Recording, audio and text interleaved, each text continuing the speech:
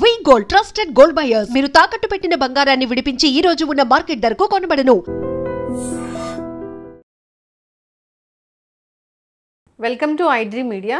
So జనరల్గా మనము diabetes ఉందో లేదో తెలుసుకోవాలన్నా, షుగర్ లెవెల్స్ ఎంతోనే తెలుసుకోవాలన్నా, సో మందులు నెక్స్ట్ టైం చేంజ్ చేసుకోవాలన్నా ఇలా టెస్ట్ రాస్తూ ఉంటారు.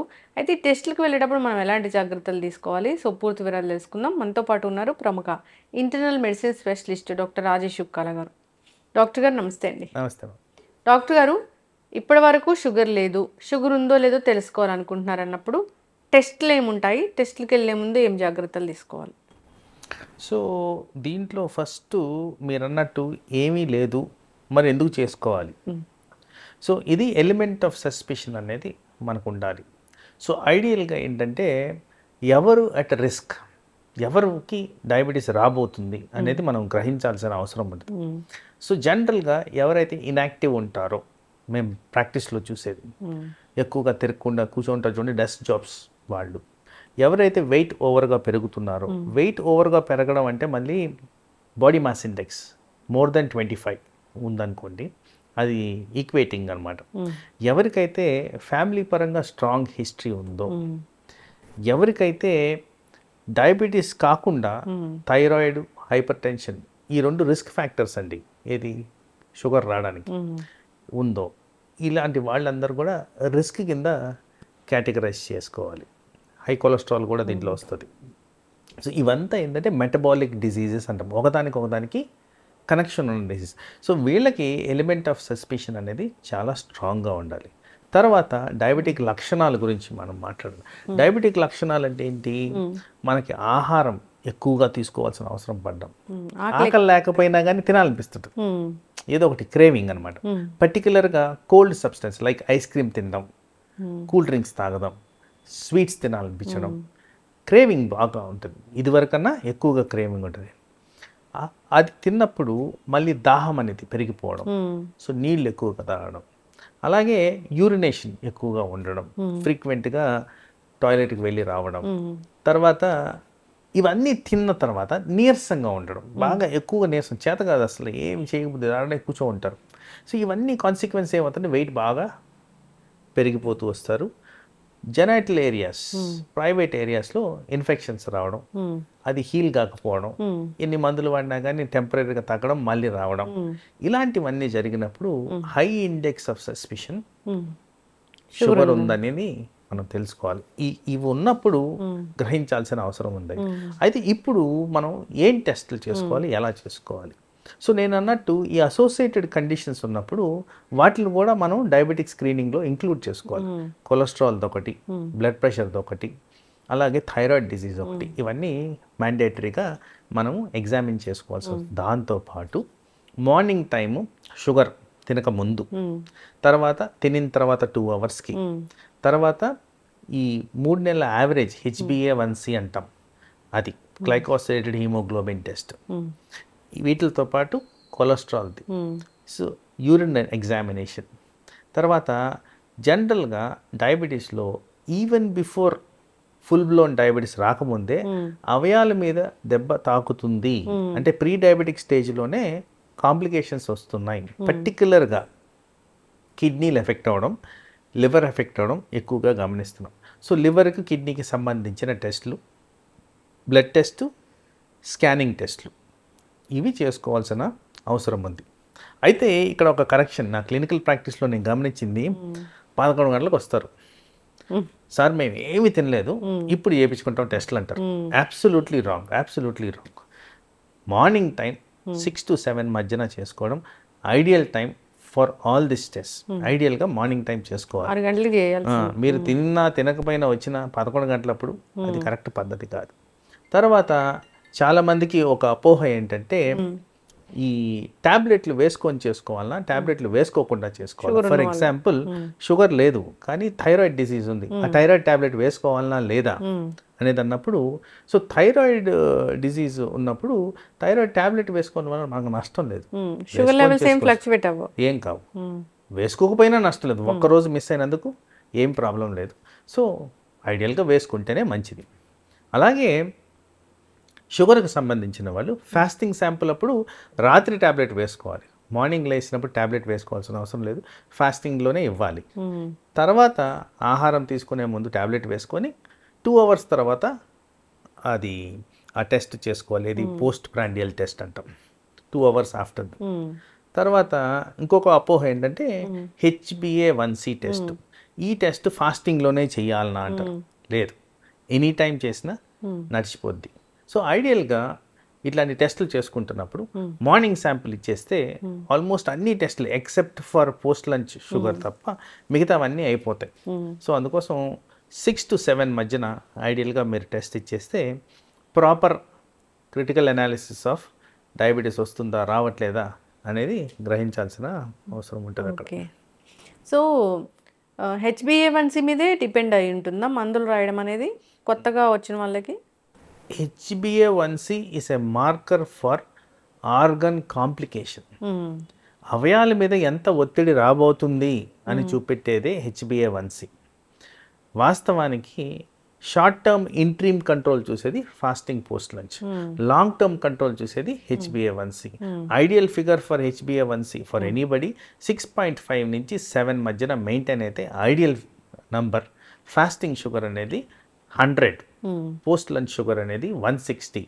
ఒక 10% అటు ఇటు వేరియేషన్ ఉన్నా కానీ పర్వాలేదు. ఇది ఐడియల్ సినారియో. ఇప్పుడు HbA1c 9-10 అసలు వస్తానే ఉంటే అది వస్తుందంటే ఎక్కడో మనం కరెక్ట్గా దాన్ని అనలిటికల్గా చూడట్లేదు అనేది. ఎందుకంటే అది డైరెక్ట్గా ఆర్గన్ మీద ఇంపాక్ట్ చూపిస్తుంది కాబట్టి దాన్ని త్వరగా తగ్గించడం అనేది చాలా important criteria in terms of diabetes management. పర్టికులర్గా లైఫ్ లాంగ్ అది డిసీజ్ ఉండబోతుంది కాబట్టి దాన్ని ఎంత త్వరగా మనం దాన్ని అరికట్టితే మనకు ఆర్గన్ కాంప్లికేషన్స్ రాకుండా కాపాడుకోవచ్చు. పర్టికులర్గా ఈ డయాబెటిక్ పేషెంట్స్లో హార్ట్, కిడ్నీస్ ఎక్కువగా ఎఫెక్ట్ అవ్వడం గమనిస్తున్నాం, ఐ కూడా ఎక్కువ అవుతుంది. కాబట్టి ఈ వైటల్ ఆర్గన్స్ని సేవ్ చేసుకోవడానికి 100% HbA1cని కంట్రోల్లో ఉంచుకోవడం అనేది చాలా ఇంపార్టెంట్ క్రైటీరియా. ఓకే. అయితే డాక్టర్ గారు HbA1c ఎక్కువగా ఉంటే ఫ్యూచర్లో ఈ ఆర్గన్ డ్యామేజ్ అవుతుంది అనేది మనం గమనించుకోవాల్సిన అవసరం ఉంది. ఎక్కడైతే HbA1c కంట్రోల్ అవ్వట్లేదో దాని గురించి శ్రద్ధగా డాక్టర్ని సంప్రదించి దానికి తగ్గ చర్యలు ఏం తీసుకోవాలనేది మనం కష్టం. ఒకసారి షుగర్ వస్తే మందులు జీవితాంతం వాడాల్సిందే. ఇన్ జనరల్ మనం షుగర్కి ఆరిజిన్ ఎక్కడి నుంచి వస్తుంది? ఆహారం తీసుకున్న దగ్గర. సపోజ్ మాంసాహారమే తిందాం అనుకున్నాం, కంటిన్యూస్గా మాంసాహారం తింటే మీకు షుగర్ ఏం పెరగదు. బట్ మనం ఏం చేస్తాం, ఆ మాంసాహారంతో పాటు ఇంత రైస్ తింటాం. ఈ రైస్లోంచి కార్బోహైడ్రేట్ అనేది వస్తుంది. తర్వాత ఈ మ్యాంగో సీజన్ ఇప్పుడే పోయింది, ఈ మ్యాంగో సీజన్లో ఫుల్గా తింటారు, తినగానే షుగర్స్ పెరుగుతున్నాయి.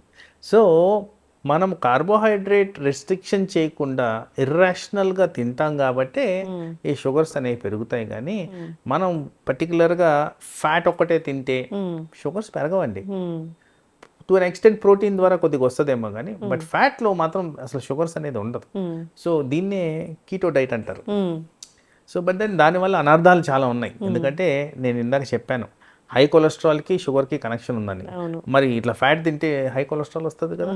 సో అది కూడా not recommended. So ideal balance diet with dietitian input, proper nutritive values ఉండేవి, ఎక్కువ శాతం వెజిటేరియన్ ఐటమ్స్ తింటే మనకి ఈ డయాబెటిక్ ప్రాబ్లమ్స్ రాకుండా. ఇప్పుడు బయట ఎన్నో చూస్తున్నాం డాక్టర్ గారు, 90 daysలో మీ డయాబెటీస్ రివర్సల్ అవుతుంది, తగ్గిపోతుంది అనేది మనం అసలు ఎంతమంది బయట చూస్తున్నాము. అలా సాధ్యమేనా అండి? అంటే మీరు స్టార్వ్ చేశారనుకోండి, ఇప్పుడు కార్బోహైడ్రేట్ లేని డైట్ ఇద్దాం, షుగర్స్ ఎలా పెరుగుతాయి? ఇంకా అంటే 90 days కాదు, ఇంకా జీవితాంతం అదే. అలా మెయింటైన్ చేయగలిగితే షుగర్స్ ఇప్పుడు డైరెక్ట్గా అందరికి తెలిసిన విషయం ఏంటంటే షుగర్ అంటే కార్బోహైడ్రేట్, కార్బోహైడ్రేట్ అని తీసేస్తే షుగర్ రాదు. Simple fact. So alternative mechanisms బాడీలో ఉంటాయి. సో దాంతో సర్వైవల్ అనేది కష్టం. సో అందుకోసమే బ్యాలెన్స్ డైట్ అనేది correct. Balance diet under the guidance of expertise తీసుకుంటే అది correct way of dealing with sugar on long term basis. మీ వీడియోలో కామెంట్లో రాయడం జరిగింది టెస్టుల గురించి. ఇప్పుడు షుగర్ ఉంది, మరి నెక్స్ట్ మెడిసిన్ రాయాలి అంటే ప్రిస్క్రైబ్ చేయాలి డాక్టర్ అంటే, సో టెస్ట్ అనేది మళ్ళీ కంపల్సరీ అవసరం. ఒక 3 monthsకో 6 monthsకో టెస్ట్ రాస్తారు అన్నప్పుడు, సో వీళ్ళు ట్యాబ్లెట్ వేసుకుని టెస్ట్కి వెళ్ళాలా లేకపోతే ఎలాగా? సో ఐడియల్గా ఇప్పుడు మనం అక్కడ ఏం చూస్తున్నామంటే మనం చేసిన పద్ధతులకి ఏం రిజల్ట్ వస్తుంది. షుగర్ డయాగ్నోజ్ అయింది, మందులు పెట్టాము, మందులతో పాటు వివిధ రకాల థింగ్స్ చెప్తాం మేము. ఎక్సర్సైజ్ చేయాలి, డైట్ కంట్రోల్ చేయాలి, వెయిట్ తగ్గాలి, ఇలాంటివన్నీ చెప్పినప్పుడు దీన్ని మనం మళ్ళీ అనలైజ్ చేసేటప్పుడు ఎలా మనకి రెస్పాన్స్ ఉంది, ఆ రెస్పాన్స్లో మన మెడిసిన్స్ కూడా ఎలా పనిచేస్తున్నాయి చూసుకోవాలి. కాబట్టి మెడిసిన్ వేసుకొనే టెస్ట్ చేసుకోవడం అనేది డాక్టర్ గారు ఏదైతే విధంగా చెప్పారో, జనరల్గా మేము చెప్పేది బ్రేక్ఫాస్ట్ కన్నా ముందు తీసుకోమని చేద్దాం, అలా తీసుకొని తర్వాత టెస్ట్ చేసుకోవడం అనేది కరెక్ట్ పద్ధతి. అయితే ఇప్పుడు ట్యాబ్లెట్ వేసుకొని టెస్ట్ చేయించుకున్న డాక్టర్ గారు, సో అది చాలా కంట్రోల్లో ఉన్నట్లుగా వచ్చింది అన్నప్పుడు ట్యాబ్లెట్స్ మళ్ళీ ఉంటాయా? కంట్రోల్ వచ్చింది అంటే ట్యాబ్లెట్ మూలాన వచ్చింది. సో ట్యాబ్లెట్ని తీసేసామనుకోండి మళ్ళీ పెరుగుతాయి. సో ఇక్కడ కంట్రోల్ అనేది ఏ విధంగా ఉందనేది కూడా మనం అక్కడ మాట్లాడుకోవాలి. జనరల్గా మీరు ఈ ల్యాబ్ రెఫరెన్స్ వాల్యూస్ చూస్తే 140 నుంచి 200 పోస్ట్ లంచ్ వాల్యూ అని ఇస్తారు. సో అందుకోసమే 160 ఇస్ ద ఐడియల్ నెంబర్ అని నేను చెప్తున్నాను. ఇప్పుడు సపోజ్ ఈ 140 వల్ల చాలా మందికి వీక్నెస్ అనేది అనిపిస్తుంది. సో అక్కడ కొద్దిగా రిలాక్సేషన్, పేషెంట్కి ఉన్న సమస్య బట్టి రిలేటివ్గా హైపోగ్లైసెమియా ఏమైనా ఫీచర్స్ వస్తున్నాయా అని చెప్పి అక్కడ కొద్దిగా రిలాక్సేషన్ ఇస్తాం. కానీ కంప్లీట్గా మందులు ఏదో కంట్రోల్ వచ్చేసింది కదా అని ఆపడం అనేది చాలా పెద్ద పొరపాటు. ఇప్పుడు ఇన్నేళ్ల సర్వీస్ మీది ఎన్నో పేషెంట్స్ని చూసుంటారు. పూర్తిగా మందులు మానేసి తగ్గిపోయింది షుగర్ వీళ్ళకి అనేది ఏమైనా ఉన్నారా పేషెంట్స్? అసలు సహజంగా అయితే జరగదండి ఇది. కాకపోతే ఎక్సెప్షనల్ ఏరియాస్ ఏంటంటే కొంతమంది ప్రీ డయాబెటిక్ స్టేజ్లో ఉంటారు. ఈ ప్రీ డయాబెటిక్ స్టేజ్లో ఉన్న వాళ్ళకి అప్పుడప్పుడు ఏం జరుగుతుందంటే విపరీతమైన స్ట్రెస్, మానసిక ఒత్తిడి అవ్వచ్చు, ఫిజికల్ స్ట్రెస్ అవ్వచ్చు, ప్రెగ్నెన్సీ లాంటి కండిషన్స్ అవ్వచ్చు, కొన్నిసార్లు మేమే స్టెరాయిడ్ మందులు ఇస్తుంటాం. ఈ కారణాల వల్ల కాస్త ఇంట్రీమ్లో షుగర్ పెరిగేదానికి ఆస్కారం ఉంది.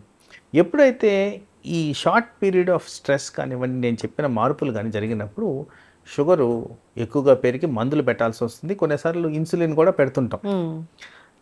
ఎప్పుడైతే ఈ ప్రాబ్లం రివర్స్ అయిపోద్దో, లైక్ ప్రెగ్నెన్సీ నార్మల్ అయిపోవడం, ఇన్ఫెక్షన్ తగ్గిపోవడం, స్ట్రెస్ తగ్గిపోవడం, ఇన్యాక్టివిటీ తగ్గిపోవడం, స్టెరాయిడ్ యూసేజ్ లేకపోవడం, ఇలాంటివి జరిగినప్పుడు ఆటోమేటిక్గా షుగర్ లెవెల్స్ తగ్గిపోతుంటాయి. కాబట్టి వేళల్లో మందులు మానేయడం అనేది జరుగుద్ది. కానీ జనరల్గా నార్మల్ డయాబెటిక్గా ఎవాల్యుయేట్ చేస్తే it's usually life long disease. మనకి న్యాచురల్ పద్ధతుల్లో ప్లస్ మెడికల్ పద్ధతుల్లో కూడా ఇది కంట్రోల్ చేయాల్సిన అవసరం అయితే ఉంటుంది. షుగర్ ఉన్న వాళ్ళు ఒక 4 పదార్థాలు అసలు ముట్టుకోకూడదు అంటే ఏముంటాయి డాక్టర్? షుగర్ ఉన్న వాళ్ళు 4 పదార్థాలు ఫస్ట్ షుగరే. సో వీళ్ళల్లో కామన్గా నేను చెప్పాను చూడండి, షుగర్కి బ్లడ్ ప్రెషర్కి అసోసియేషన్ ఉందని. సో సాల్ట్ అవాయిడ్ చేయాలి. మన దేశంలో రైస్ ఎక్కువగా తింటాం కాబట్టి రైస్ కూడా దాని కింద. ఎనీ రైస్, బ్రౌన్ రైస్ కూడా. అంటే మీరు ఇందాక అడిగారు చూడండి, కార్బోహైడ్రేట్స్ మొత్తం తినకపోతే ఏమవుతుందంటే షుగర్ కంట్రోల్కి వస్తుంది. సో రైస్ని ఎంత లిమిట్ చేసుకుంటే అంత బెటర్గా రిజల్ట్స్ అయితే చూస్తామండి. అది ఫిజికలీ పాసిబులా కాదా అనేది ఇండివిజువలైజేషన్ బట్టి ఉంటుంది. చాలా మందికి ఇంకా అది తినకపోతే మేము ఎందుకు సార్ అంటాం. అవును. సో పేషెంట్ సాటిస్ఫాక్షన్ గురించే అది ఏ రైస్ అయినా కానీ డెఫినెట్లీ షుగర్ని అయితే పెంచుద్ది. ఎందుకంటే దాంట్లో ఉన్నది కార్బోహైడ్రేట్. అది బ్రౌన్, బ్లాక్, గ్రీన్, రెడ్ ఏదైనా కావచ్చు. బట్ షుగర్ని అయితే పెంచే విధంగానే రైస్ పనిచేస్తుంది. కాబట్టి దాన్ని ఎంత కంట్రోల్లో ఉంచుకుంటే అంత బెటర్. ఈ మధ్య క్వీన్వా ఇలా చెప్తున్నారు కదా, అది మంచిదేనా డాక్టర్? సో మీరు అగైన్ ఇక్కడ ఏంటంటే వీటిలన్నిటి మిల్లెట్స్ కింద కన్సిడర్ చేస్తాం. సో మిల్లెట్స్లో ఏమవుతుందంటే కార్బోహైడ్రేట్ వాల్యూస్ తక్కువగా ఉంటాయి. కానీ మీరు ఇక్కడ అర్థం చేసుకోవాల్సింది ఏంటంటే మెంటల్ సాటిస్ఫాక్షన్ వస్తుందా. ఇప్పుడు మేము ఎందుకు జీవించాలనే క్వశ్చన్ రాకూడదండి అక్కడ. ఇంకా ముందు స్ట్రెస్ పెరిగిపోతుంది. అన్నం బదులు ఇది తింటున్నామే అన్న ఫీలింగ్. చాలా మంది ఎక్స్ప్రెస్ చేసిన టైమ్స్ ఉన్నాయి, సార్ ఏంటి సార్ ఇదంతా సంపాదించి మేము ఎందుకు. సో కొద్దిగా యాక్సెప్టెన్స్, రిలాక్సేషన్ అనేది జరగాలి. కానీ టు అన్ ఎక్స్టెంట్, నాకు మామిడిపళ్ళ సీజన్ వచ్చేసింది మామిడిపళ్ళు తినేస్తానంటే అది కరెక్ట్ కాదు. ఎప్పుడో ఒకసారి ప్రసాదం లాగా తీసుకోవడంలో తప్పు అయితే లేదు. తప్పదు ఇంకా షుగర్ ఉన్నప్పుడు మనం యాక్సెప్ట్ చేయాలి. ఇంకా 100% యాక్సెప్ట్ చేయాలి. డాక్టర్ ఇంకొక ఫైనల్ క్వశ్చన్. ఇప్పుడు డాక్టర్స్ బిఫోర్ ఫుడ్ ట్యాబ్లెట్ రాస్తారు. చాలామంది అట్లా ట్యాబ్లెట్ వేసుకుంటే మాకు కడుపులో తిప్పుతుందని తర్వాత మళ్ళీ యాసిడిటీ ఇలాంటివి వస్తూ ఉన్నాయి, మేము దాన్ని అసలు బేర్ చేయలేకపోతున్నామని ఆఫ్టర్ ఫుడ్ తీసుకుంటూ ఉంటారు. పనిచేస్తుందా అండి ట్యాబ్లెట్? సో సహజంగా ఏంటంటే ఎక్కువ శాతం ప్రాక్టీస్లో నేను గమనించింది వీళ్ళకి already sensitivity of the stomach ఉంటుంది. బహుశా ముందు వాడుతున్న మందుల వల్లనో వాళ్ళకున్న ఫుడ్ హ్యాబిట్స్ వల్లనో ఏదో విధంగా సెన్సిటివిటీ అయితే ఉంటుంది. సో అవసరమైన చోట మెట్ఫార్మిన్ని తొలగించి, చాలా రకాల మెడిసిన్స్ ఉన్నాయి, మెట్ఫార్మిన్ రూట్ కాజ్ కాబట్టి దాన్ని తొలగించి చేయొచ్చు. సో అలాగే కొంతమందికి కొన్ని మందులతోనే సెన్సిటివిటీ ఉంటుంది, ఆ మందు ఏమన్నా ఐడెంటిఫై చేసి తొలగించి మనం చేయొచ్చు. బట్ ఐడియల్గా డయాబెటిక్ పేషెంట్స్ అందరూ కూడా గమనించాల్సిందంటే ఫుడ్ బిఫోర్ వేసుకుంటేనే ఈ టాబ్లెట్స్ బెటర్గా పనిచేస్తాయి. అందుకోసం వీలైన చోట ఫుడ్కు ముందే వేసుకోండి. ఎక్కడైతే వీలు పడట్లేదు, అన్ని మందులు మార్చుకున్నాం, స్టిల్ ప్రాబ్లం ఉందంటే ఫుడ్ తర్వాత వేసుకోవాలి, పని చేస్తాయి. కానీ ఇక్కడ బేసిక్స్ ఆఫ్ డయాబెటిక్ మేనేజ్మెంట్లో ఏంటంటే షుగర్ స్పైక్ అంటే హై లెవెల్ ఆఫ్ షుగర్ వెళ్ళేక ముందే మందు పనిచేసి దాన్ని అదుపులో ఉంచడం అనేది important. For example 200 and below acceptable, సడన్గా రోజు 400 అవుతుంది అనుకోండి, ఇది పనిచేసే లోపల ఆ 400 ఎక్కువసేపు మెయింటైన్ చేసిన దానివల్ల అవయవాల మీద ఒత్తిడి, దానివల్ల ఆర్గన్ ఇంపాక్ట్ జరుగుద్ది. కాబట్టి objective of management of diabetes organ పాడవకుండా కాపాడడం కాదు, కాబట్టి అది అధిగమించకుండా చూసుకోవడం అనేది ఇంపార్టెంట్. అందుకోసం బిఫోర్ ఫుడ్ అని చెప్తాం. ఇప్పుడు గ్లూకోమీటర్లో చూసినప్పుడల్లా ఒక 300 అలా ఉందంటే ఇప్పుడు వాళ్ళకి హై షుగర్ ఉన్నట్లేనా? 100%. Anything more than 200 at a random pace is abnormal sugars. ఇంట్లో చూసుకునేటప్పుడు కూడా బిఫోర్ చూసుకోవాలా, ఫుడ్ ఆఫ్టర్ ఫుడ్ చూసుకోవాలా డాక్టర్ గారు? రెండు చేయాలి కదా. మార్నింగ్ లేయంగానే 6 o'clock to 7 మధ్యన ఒకసారి, తిన్న తర్వాత 2 hours ఇంట్లో కూడా అదే రూల్, ఎక్కడైనా అదే రూల్. ఎక్కడైతే మనం ర్యాండమ్గా చెక్ చేస్తామో, షుగర్ డౌన్ అయిపోతుందనే డౌట్ వస్తేనే కానీ ర్యాండమ్గా చెక్ చేస్తాం కానీ, ఆర్ షుగర్ వచ్చిందా రాలేదా అని తెలుసుకోవడానికి కానీ, అదర్వైజ్ ఫాస్టింగ్, పోస్ట్ లంచ్ ఇలా చేయడమే కరెక్ట్ పద్ధతి. ఎస్, జాగ్రత్త పడాలని కోరుకుందాం డాక్టర్ గారు. చాలామంది కూడా డాక్టర్ 3 నెలలకి రమ్మంటే అసలు వెళ్ళరు, 6 months 1 year తర్వాత కూడా అదే టాబ్లెట్స్ అనేవి వాడుతూ మధ్యలో తినేస్తారు కదా, వాళ్ళకి తెలుసు షుగర్ ఎక్కువ వస్తుంది, అందుకోసం వెళ్ళరు. దానివల్ల అనుకుంటారు అది తెలియట్లేదు ఏం అవ్వదు అని, కానీ లోపల ఆర్గన్ డ్యామేజ్ అనేది జరుగుతూ ఉంటుంది. షుగర్ అనేది ఒక సైలెంట్ కిల్లర్, అన్ని రకాల అనారోగ్య సమస్యలకు ఇదే ప్రధాన కారణం, రూట్ కాజ్ లాగా ఉంటుంది. కాబట్టి లివరు, కిడ్నీ, హార్ట్ ఇలాంటి వాటి మీద, మెదడు అన్నిటి మీద ప్రభావం చూపిస్తుంది. మీకు చెప్పాల్సిన ఒక విషయం, 60% ఆఫ్ హాస్పిటల్ అడ్మిషన్స్ షుగర్కి కనెక్టెడ్ ఉన్నాయి, సంబంధించే ఉన్నాయి అని కూడా డేటా ఉంది. సో అందుకోసం షుగర్ని కరెక్ట్గా ఉంచుకుంటే హాస్పిటల్ పోవాల్సిన అవసరం పడదు. ఎస్, ఖచ్చితంగా డాక్టర్ గారు. డాక్టర్ చెప్పిన విధంగా మందులు వాడుకుంటూ హెల్తీగా ఉండాలని కోరుకుందాం. ఆహార నియమాలు అయితే ఖచ్చితంగా పాటించాలి. ఫిజికల్ ఎక్సర్సైజ్ కూడా చాలా చాలా ఇంపార్టెంటే. సో ఫాలోఅప్లో ఉండాలని కోరుకుందాం డాక్టర్ గారు. చాలా చక్కటి ఇన్ఫర్మేషన్ అండి, ధన్యవాదాలు. నమస్తే.